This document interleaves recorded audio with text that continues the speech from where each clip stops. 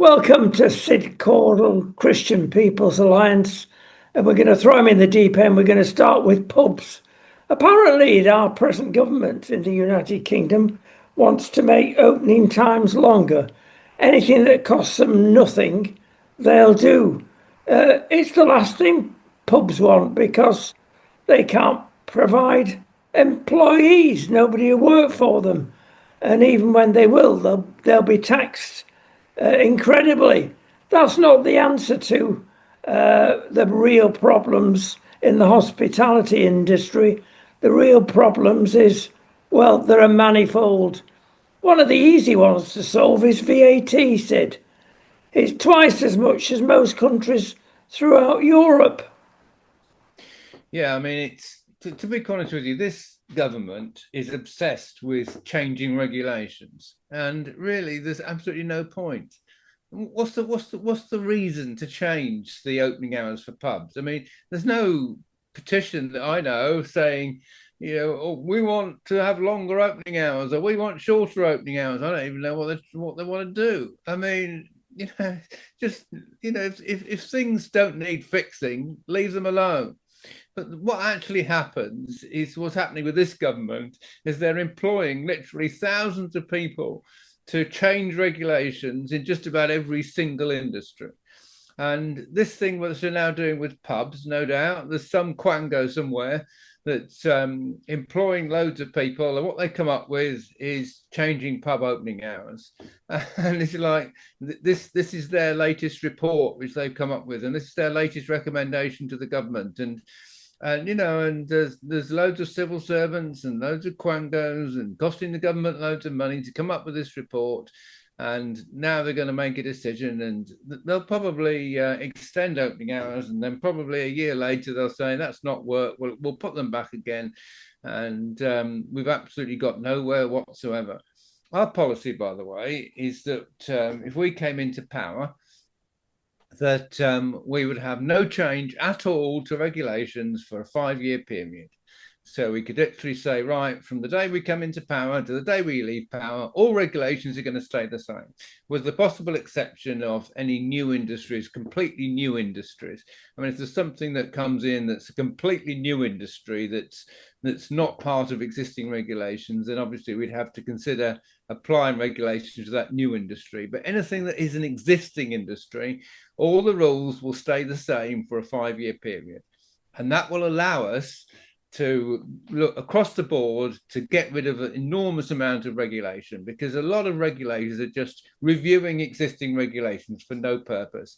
And what you've introduced is a classic example. As regards VAT, then we can only start reducing VAT when we reduce spending. Once we cut spending, which we can do, as I say, by cutting these regulations, or by freezing regulations and cutting quangos. Once we do that, then we can reduce VAT, and absolutely we should reduce VAT. Right. The other thing that comes into play, of course, on this is the fact that you can go down to your local supermarket, get a pint of beer, 1/3 the price of what you pay for it draft in a pub. That's so much of a difference, Sid. Is a simple answer to raise the price in supermarkets? Well, not really. I mean, you see, at the end of the day, pubs are a social place to go. The way the pub industry works, though, is it tends to be controlled by breweries, and the pub managers have to actually sell a certain amount of the brewery's liquor in order to break even. And it's very difficult. It's very hard for pubs to operate effectively and efficiently. Very difficult. So I mean, it's not the fault of the pubs. It's the fault of the system, I'm afraid.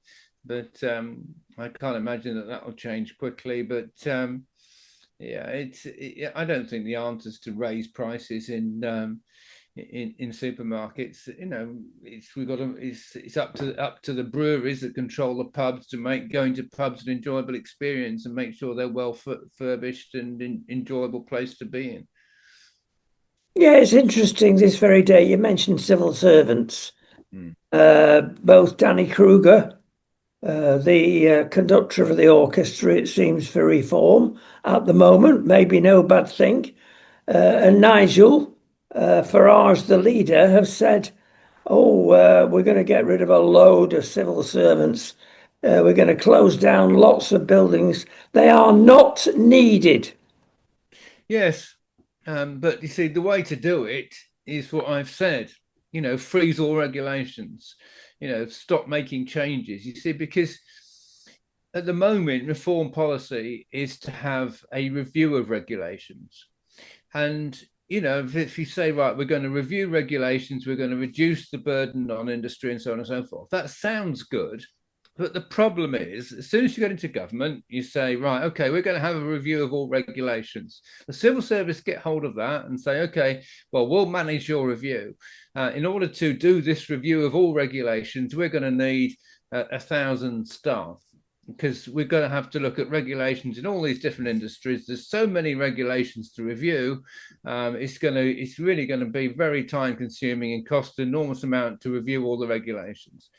So the civil service get hold of the regulatory review, employ an enormous amount of people to do the review, and of course the review takes several years to complete.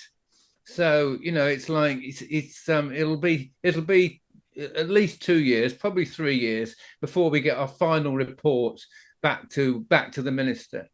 And by the time they get their final report back to the minister, their final report will say, of course, at the end of the review, there's very little money that can be saved and there's very little regulations that can be changed because all the existing regulations are necessary. So the extensive report which they produce then tells the ministers that, unfortunately, there's very little money that can be saved because all regulations are necessary.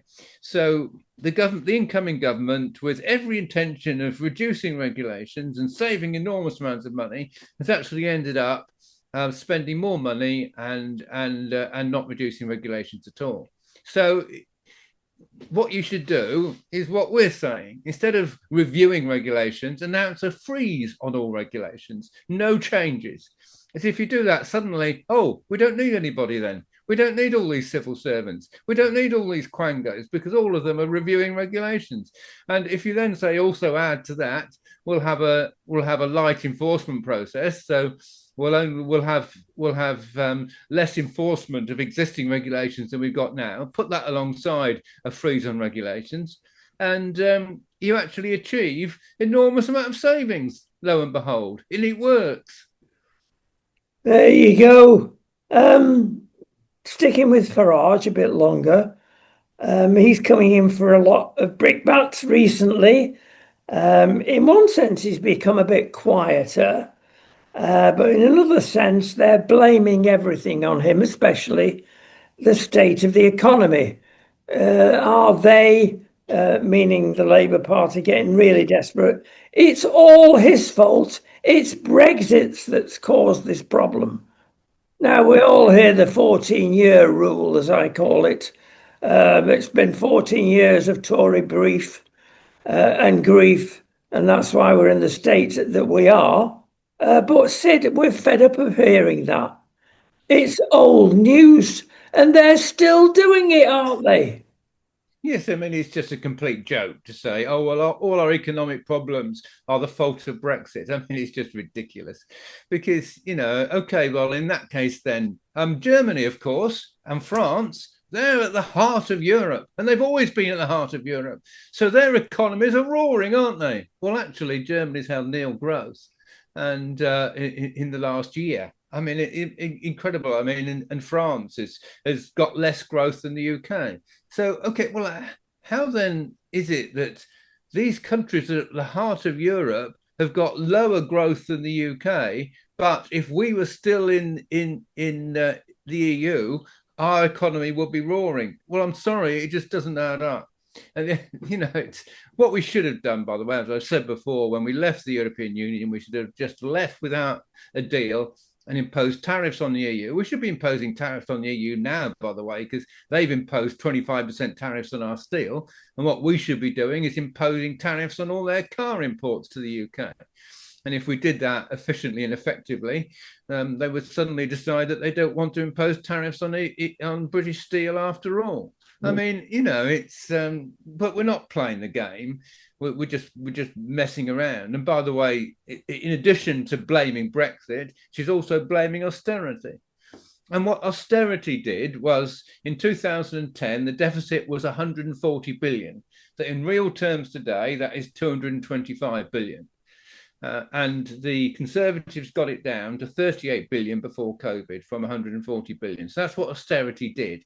They didn't cut spending incorrectly. They should have cut the quangos, but they cut spending, and it was necessary to cut spending. And that's the way to get growth. They've proved that's the way to get growth and to improve the economy. You cut revenue spending, you maintain or increase capital spending, and you cut taxes. That's how you get growth. This government's doing exactly the opposite. They've massively increased revenue spending, most of it going on regulations, some of it going on the health service. It's gone about 31 billion has gone on the health service, 88 billion has gone on regulations. So they've increased spending massively. They've reduced capital spending in some fields in order to try and balance the books. And they've increased taxes substantially. And they said they're going to increase taxes even more. All their policies are recipes for recession and for reducing growth and for us going in completely the wrong direction. It's their policies that are wrong, not austerity, not Brexit, their decisions. Well, certainly there are major problems with the backbenchers. Who's running the country? Is it the backbenchers? Well, it's interesting you say that because in this last week, the Labour Party have elected a new deputy leader, Lucy Powell. Yes. And Lucy Powell is very critical of Keir Starmer. Yeah. He's saying we made all the wrong decisions. We made the wrong decisions on winter fuel payment. We made the wrong decisions on trying to cut benefits. And we're forced to reverse, and we've made a lot of very bad decisions since we've come into government. And I'm not going to be part of the government. I'm going to be on the backbenches. So the backbenches of the Labour Party have now got a leader. The deputy leader of the party is now the leader of the backbenches, who is critical of Starmer. I mean, that's a recipe for chaos if you've ever seen one, frankly. Indeed, it is. Talking about individuals and chaos, I'm going to mention Taco to you from the other side of the pond.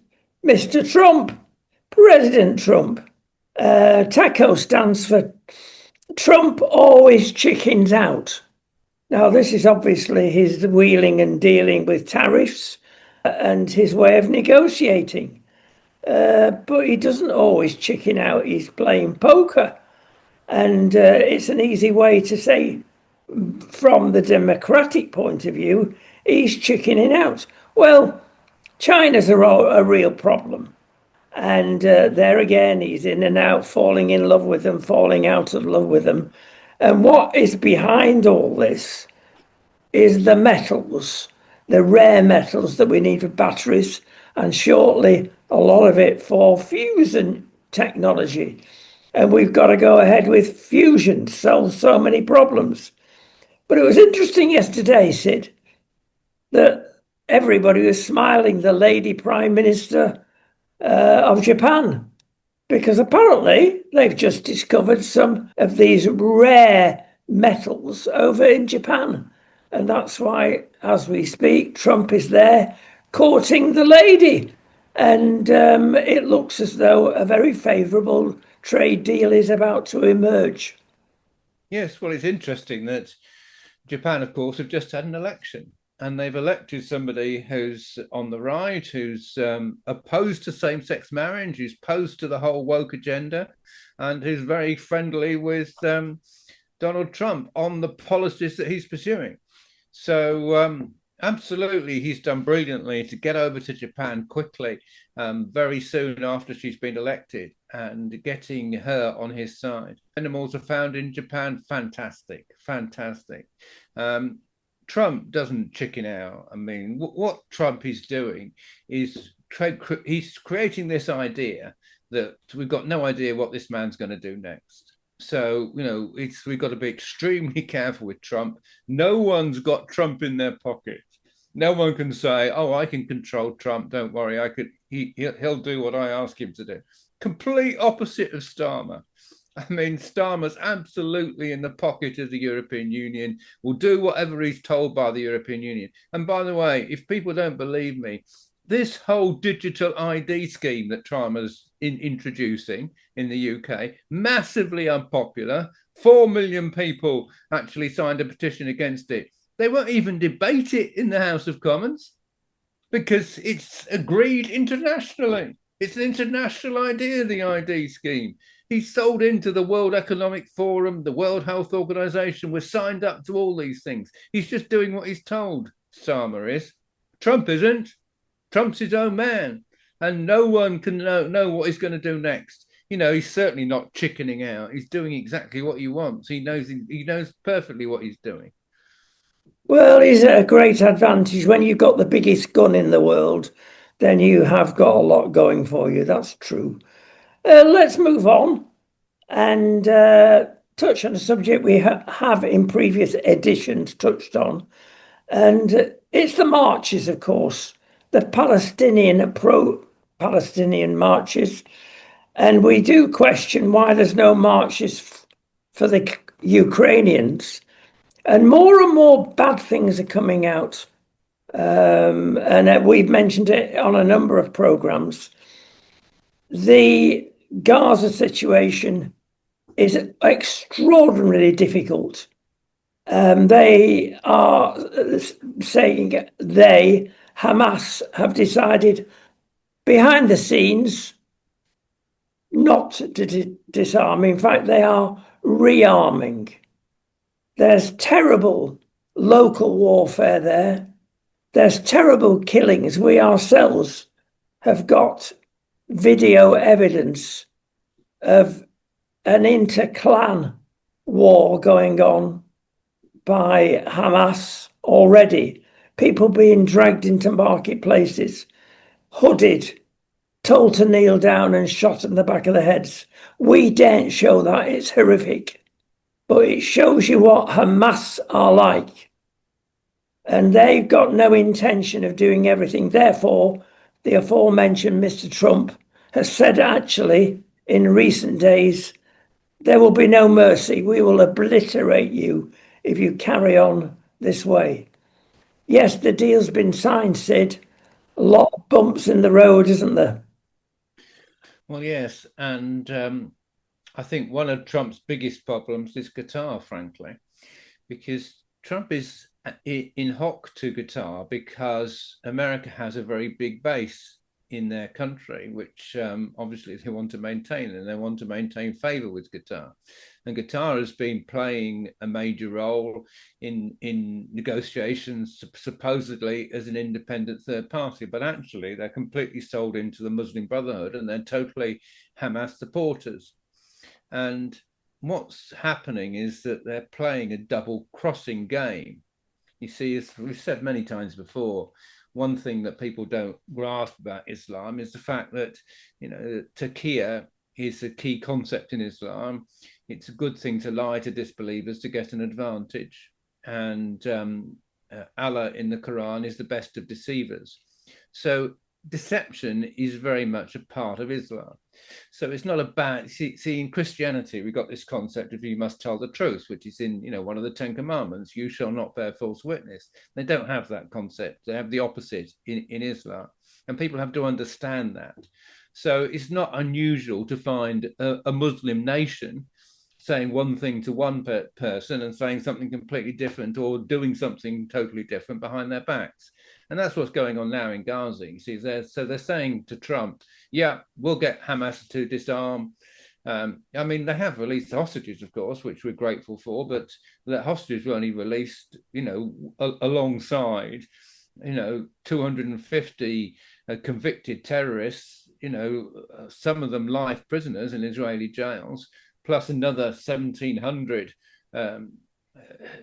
people who were prisoners of war, basically during the 2-year war, who were Hamas terrorists, who were in prison from the war. So they were released in return for the 20 hostages.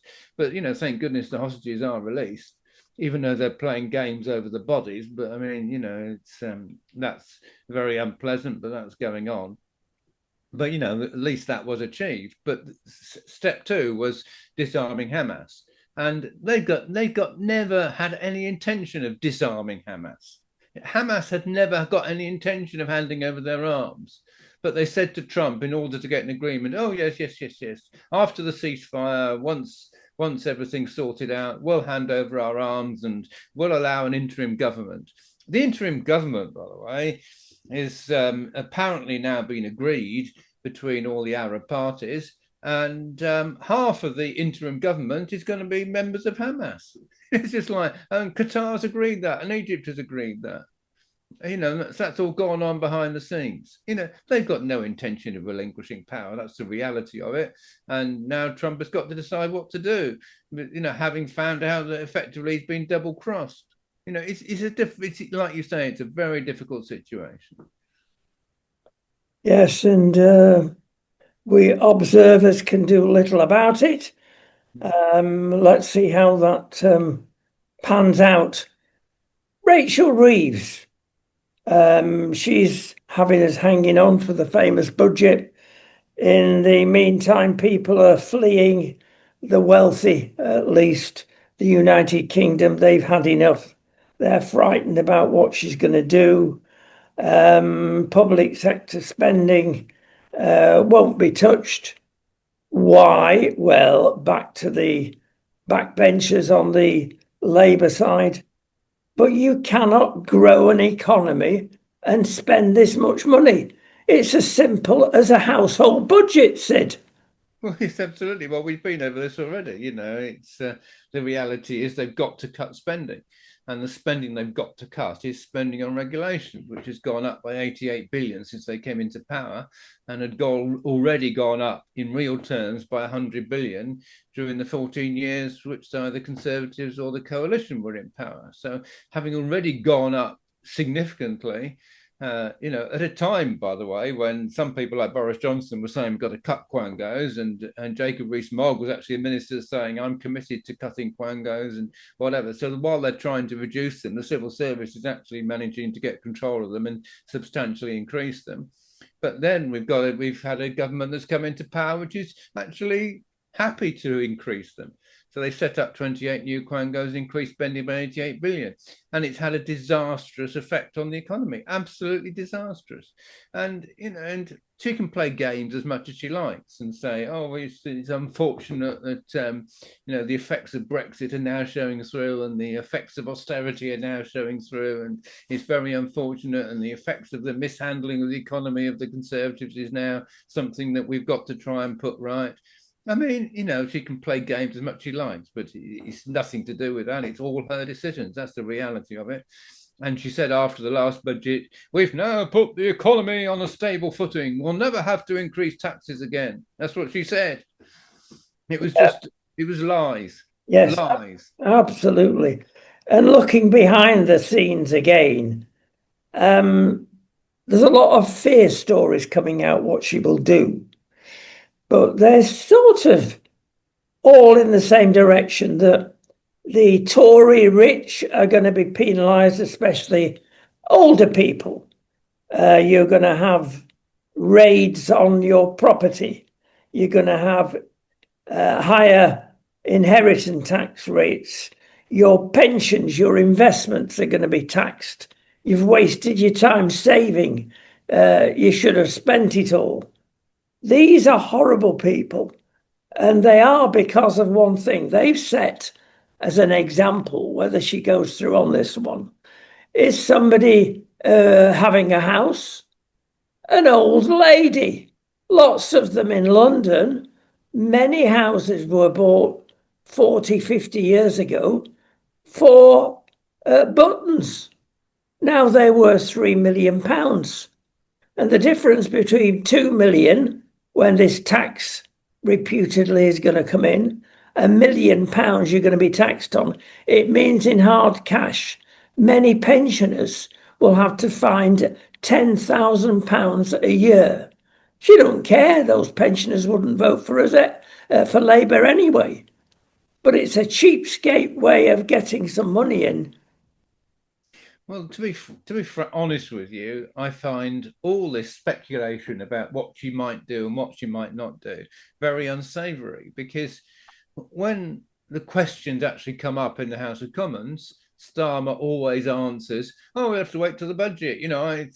I can't decide. Nothing's decided. You'll have to wait till the budget."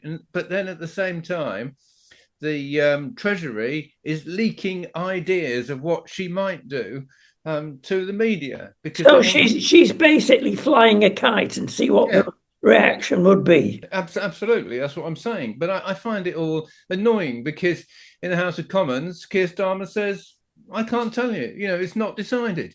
But yes, she's flying kites, and what you're saying about possibly taxing property of worth more than 2 million, and having a wealth tax on anybody that owns a property worth more than 2 million, which presumably will also be accumulative. So if somebody's got four properties which together come to more than 2 million, they'll also pay the tax. I mean, that's just one of the kites that she's flying.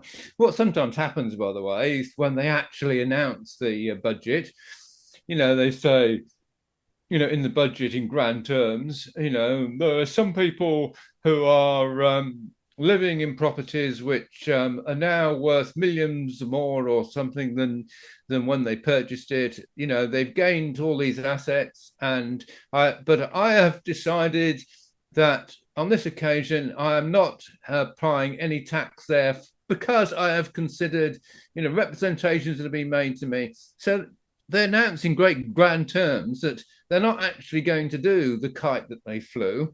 As if they're somehow, now we should all be extremely grateful that they're not going to do all the speculations that they were going to do.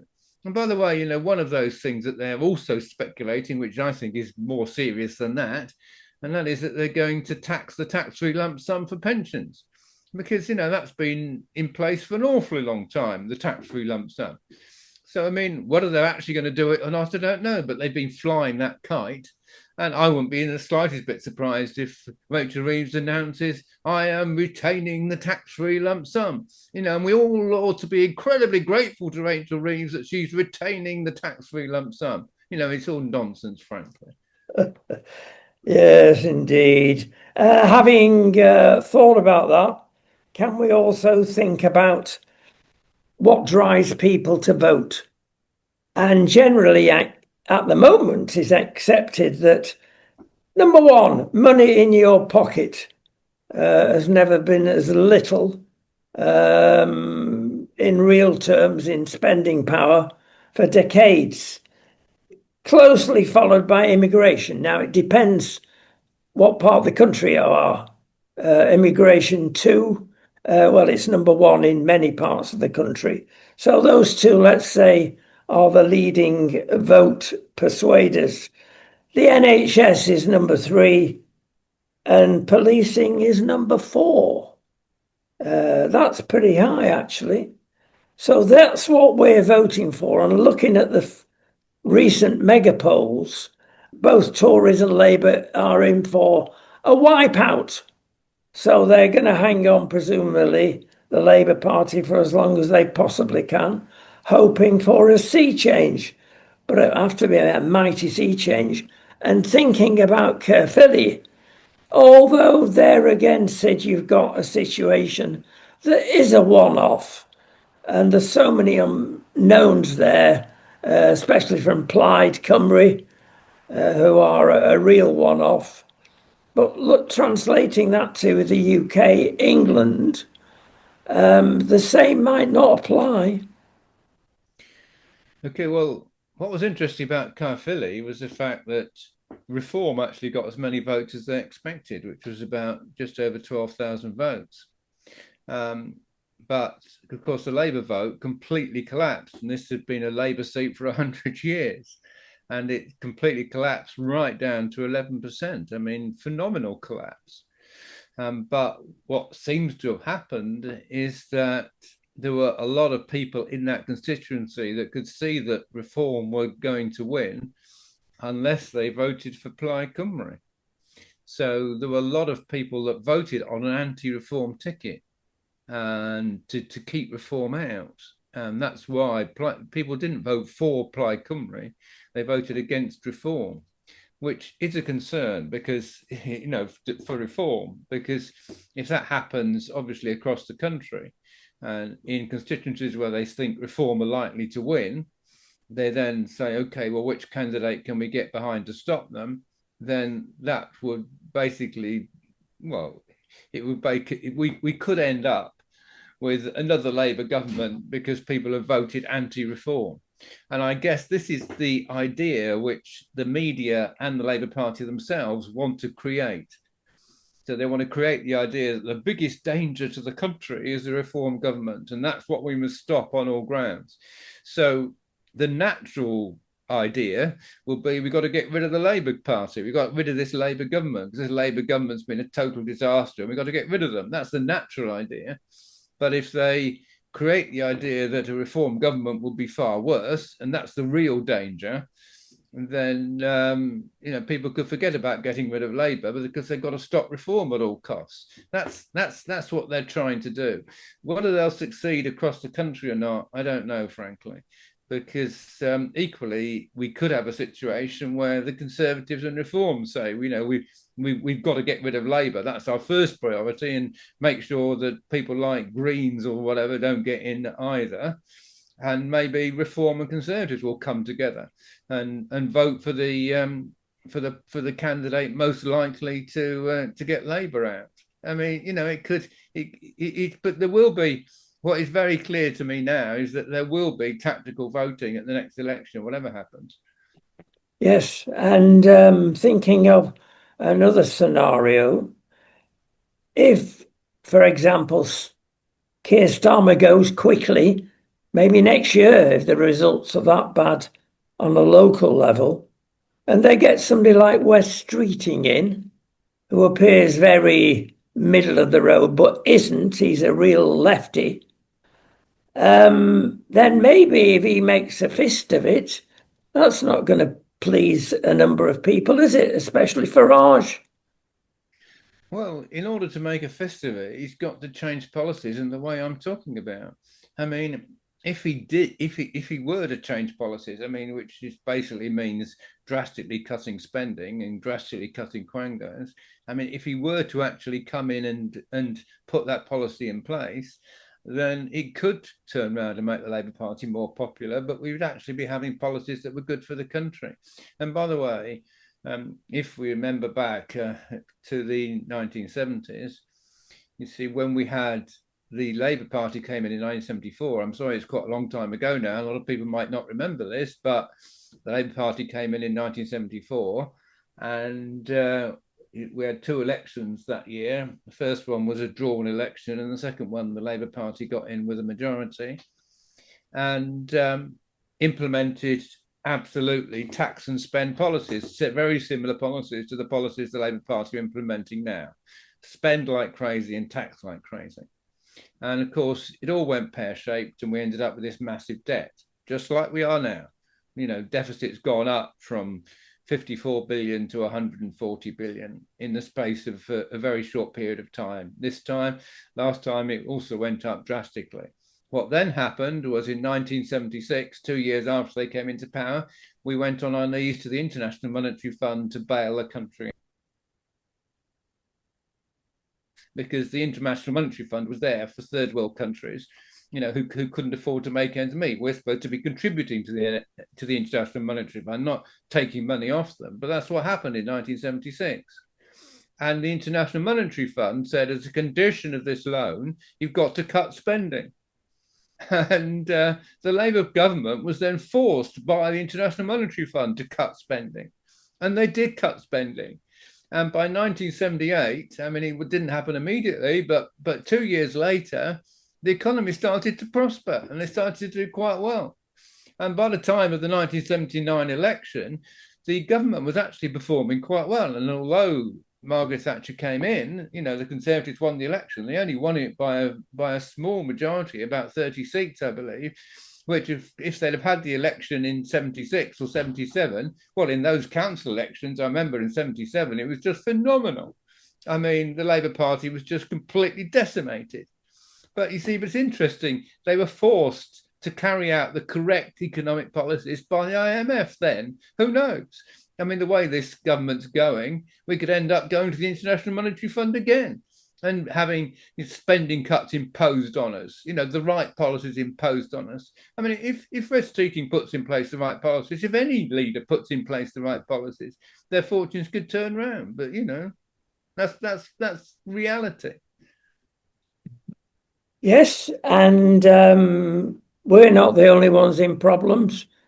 Normally, when the Democrats and Republicans fall out, and the civil servants, as a result, in Washington, D.C., go on strike, it's solved in 2 or 3 days. It's been going on 3 weeks-ish now, and the Democrats are digging their heels in. They want open borders. That's what's behind it all. Of course, Trump says no. It might be good that civil servants are on strike for a long time, but in real terms, it's got to be solved, Sid.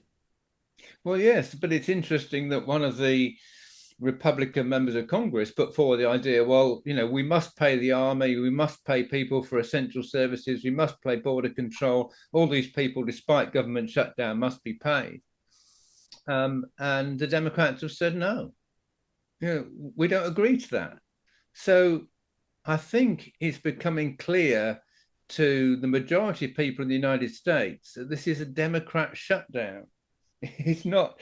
And of course, at the very beginning, the Republicans actually voted the budget through in the House of Representatives, and it was in the Senate.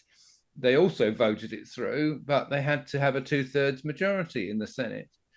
So they couldn't get a 2/3 majority because bar, I think it was Fetterman who voted for it, bar one Democrat, I think, who voted with the Republicans.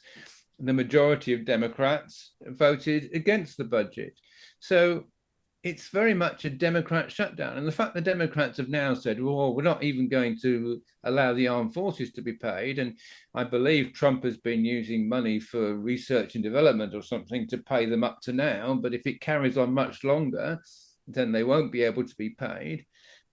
This is becoming very serious. And yes, you're right. The Democrats are holding the government to ransom to get their policies pushed through. And they want to get into a situation where Trump is forced to back down. That's what they want. But yes, it has got to be resolved. It absolutely does have to be resolved, and quickly. And I hope that the Democrats will give in, but we'll have to wait and see. Right, and we go on to the usual question, even. Who rules the country? UK. Blob, Mandarin, Labour Party, people behind the scenes, i.e. Mandarins. Well, I've got an answer for that. I think it's political philosophy that runs the country at the moment. And clearly that is of the left-wing variety. And you get the same thing trialed out. No, we're not reducing benefits. We're just going to tax the rich. Now, there's a big danger here. And that is when political philosophy is put through at any costs. And this is going on, Sid. You're not getting reality through. All you're getting is activists and what they particularly want the country to be. And this stretches from what is happening from the Islamic point of view in our country. There's been several occasions in the last week since we last talked, as an example, of Christians being stopped singing hymns outside of churches, of preachers that have had every right in the open marketplace to preach. We've had some objections. Well, guess where they come from? And round the corner, there's Muslims putting their prayer mats out, and nobody can walk in safety because they're filling the pavement, and nothing happens. Yes. You see, I think the proof that what you're saying is correct is when you compare this country with the United States. And if we just take one issue, for instance, which we talk about a lot anyway, but forgive me, but is the issue of immigration. Now, you see, the powers that be will say, oh, there's nothing we can do about it. We're doing our best. And the Democrats at the end of the Biden administration said, oh, we need a new law. We'll have to pass a new law in order to stop the borders. And the Republicans are against this law, so it's all the Republicans' fault. That's what they were saying. But Trump has come into power, and with the conviction that he's got and the strength that he's now got a situation where there are no illegal immigrants entering the United States. Now, it's much harder to do that with a land border than it is with a sea border. I mean, it will be very easy for us to stop illegal immigrants coming into the UK. All we've got to do is just stick the Royal Navy in the English Channel halfway across, so that they stay, basically, the illegal immigrants stay in French waters and are not allowed to pass into British waters. Simple. That's all you have to do. And they would soon stop coming over if they couldn't get past the naval boats that were in the channel, and no illegal immigrants were allowed to cross into this country. So, it can easily be done. But they haven't got the political will to do it, and they don't want to do it. So they don't want to stop the illegal immigrants. You see, the Conservatives didn't either, although they tried these various schemes. But like you say, the civil service was literally, oh, well, you can't do that, you can't do that. And then you got the courts saying, well, you can't do that because people have got rights and you can't do that. And it's all just complete nonsense, frankly.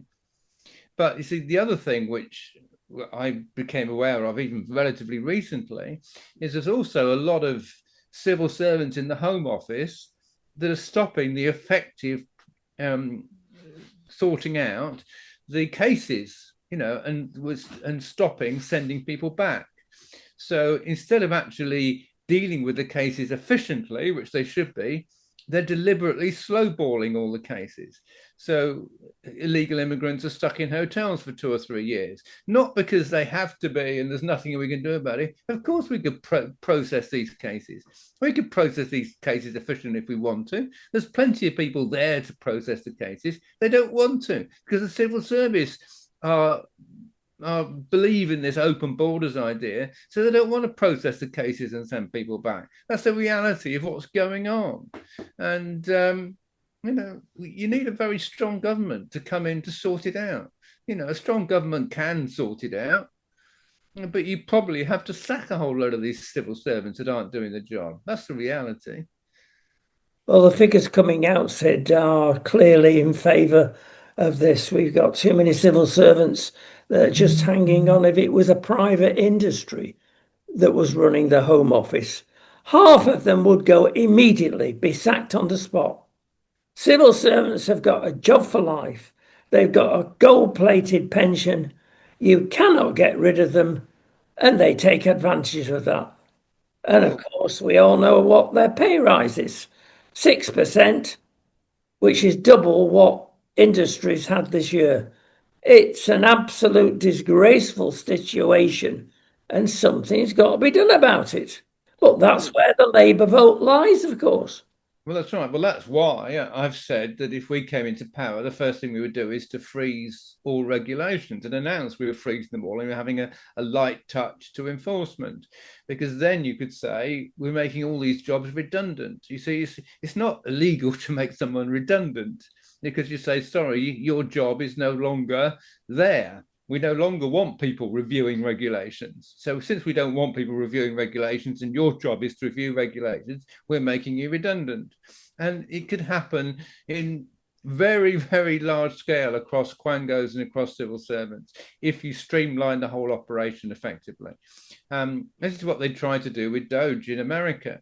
And to what extent they're being successful, I don't know, but they did get rid of a lot of jobs. Whether they've got rid of as many as they could have got rid of, I don't know.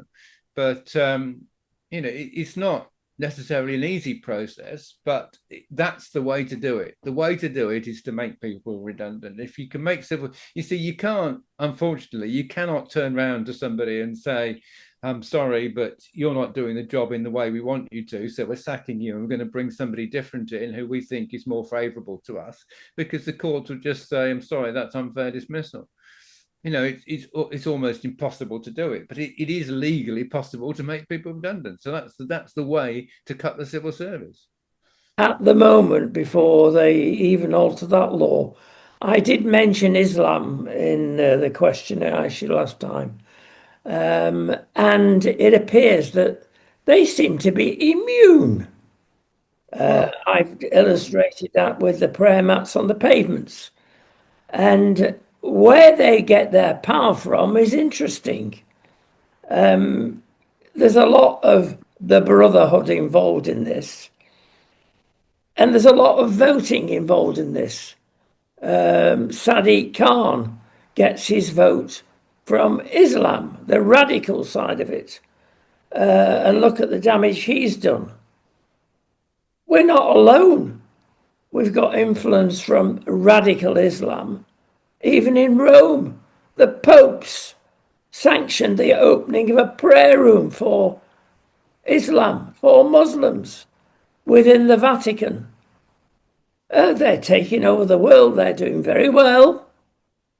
well, it's interesting because you see, most Muslim countries, like Saudi Arabia, for instance, and a lot of the moderate Muslim countries, understand perfectly what the Muslim Brotherhood's about and what Hizb ut-Tahrir and all these extremist groups are about. And they've got rid of them. They've got them out of their countries. But we've got no idea of what these groups are about. So we allow them to operate freely in the United Kingdom and in many other European countries because we don't know the difference between Hizb ut-Tahrir and the Muslim Brotherhood and moderate Islam. We've got no idea what the difference is. And of course, people on the left think all Muslims are wonderful. I remember when I was being interviewed by the BBC, and she turned around to me and said, "But you think Islam is a false religion," as if that somehow thinking that Islam is a false religion is somehow controversial. When I actually started to talk about some things that you find in the Quran, she couldn't change the topic quickly enough, because it's like, oh, we don't want to discuss about that. We don't want to talk about what the Quran actually says. It's like, I just wanted to try and embarrass you, and it's but we've got no idea. See, the left have got no idea of what Islam is really about. They just think that anybody that criticizes Islam is racist, which is completely wrong.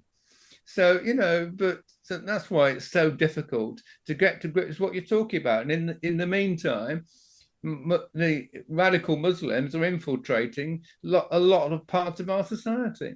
I mean, including getting positions of mayor, like they have in Mayor of London, but they've got mayors of lots of cities, across the country, which then has major positions of influence. And they try and appoint their people to key places, to key roles, including in the civil service. And that's one reason why the whole immigration process isn't being dealt with efficiently, because you'll find there's, as I say, there's people there in the civil service that want to stop people being deported. And also, incidentally, one thing that really shocked me, was the fact that we had a situation where there was some Christian people who were being persecuted in Pakistan for no good reason. And Fiona Bruce, as a member of parliament, was lobbying the Home Office, which was a conservative government, to allow these people to come to the UK. And in the Home Office said no. We're not allowing a Christian being obviously persecuted in Pakistan to come to the United Kingdom.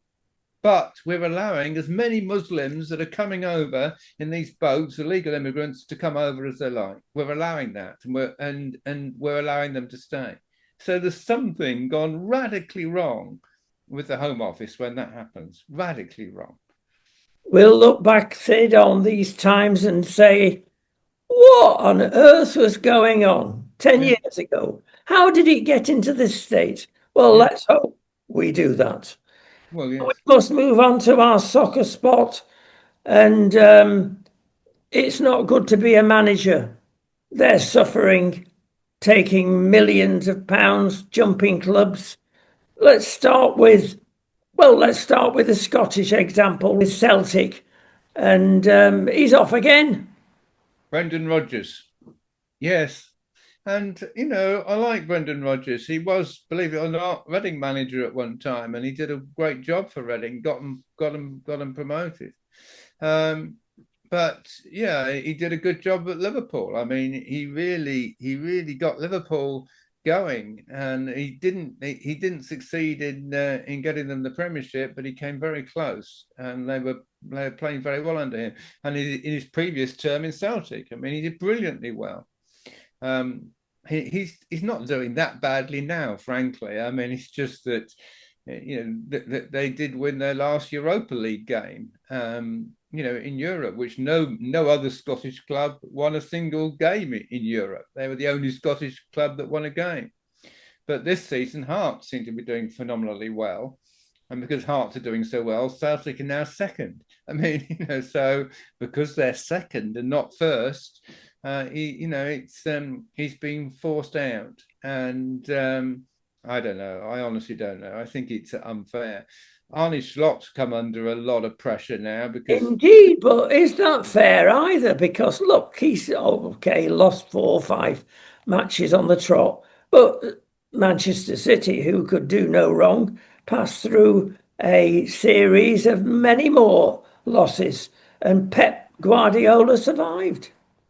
yeah, well, I think people have got to understand that when you bring in new players, and Liverpool have brought in a lot of new players in the summer, and you know, and owners think, okay, I've put my hand in my pocket now. I forked out billions. This should bring success to the club. It often takes time for new players to gel and to work together. And I guess we see this with Liverpool with Isak. I mean, he's come in. He went on strike when he was at Newcastle. He wasn't fit when he arrived at the club. Potentially, he'll be a tremendous performer for them in time, but it's taking time for him to do the goods, at Liverpool.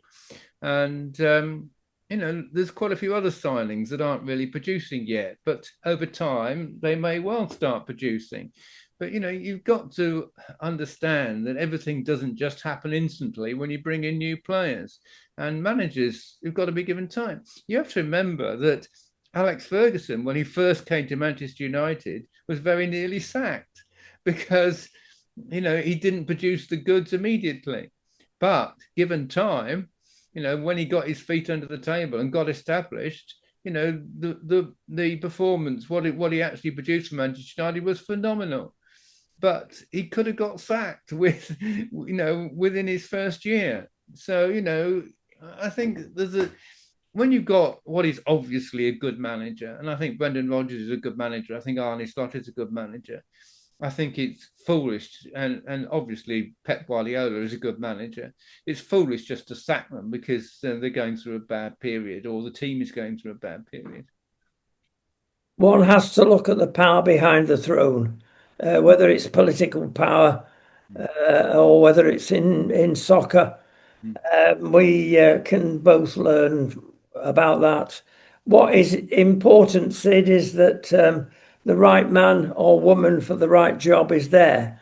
Yes. At least we've not gone down in soccer terms the DEI result and got quotas for this, that, and the other. It does depend on the quality of the management, the Yeah. quality of the individual player. So, hooray, perhaps the politicians can learn from the footballers. Thank you so much, Sid. We'll see you very shortly. Okay. Thanks.